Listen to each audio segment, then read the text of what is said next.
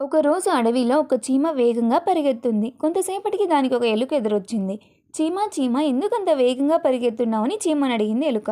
అక్కడ ఒక పెద్ద జంతువు ఉంది. నాకన్నా చాలా పెద్దది. అది నన్ను తినేస్తుందేమోనని భయంతో పరిగెత్తున్నాను అంది చీమ. అయితే అది నన్ను కూడా తినేస్తుందేమో. నేను నీతో పాటే పరిగెత్తానంటూ ఎలుక కూడా పరుగు ప్రారంభించింది. అవి రెండూ పరిగెడుతుండగా ఒక కుందేలు ఎదురొచ్చింది. ఎందుకలా పరిగెడుతున్నారని అడిగింది కుందేలు. అక్కడ ఒక పెద్ద జంతువు ఉంది. నాకన్నా చాలా పెద్దది. అది నన్ను తినేస్తుందేమో అని పరిగెత్తున్నాను అంది చీమ. అవునవును అంది ఎలుక. దాంతో భయంతో కుందేలు కూడా వాటితో పాటు పరుగులంకించింది. కొంత దూరం వెళ్ళగా వాటికి ఒక నక్క ఎదురొచ్చి అదే ప్రశ్న వేసింది. చీమ మళ్ళీ అదే సమాధానం చెప్పింది. వాటితో పాటు నక్క కూడా పరిగెత్తింది. చాలా దూరం పరిగెత్తాక నక్క అలసటతో ఇంక నా వల్ల కాదు, నేను పరిగెత్తలేను, ఇంతకు ఆ జంతువు ఏమిటి అని అడిగింది. అదా, అది పెద్ద గండు చీమ. నా వైపే వస్తుంటే తనేం చేస్తుందోనని భయపడ్డానని చెప్పింది చీమ. ఎలుక, కుందేలు, నక్క కోపం వచ్చి గండు చీమ మమ్మల్ని తింటుందా, అనవసరంగా భయపెట్టావని కల్లెర చేశాయి.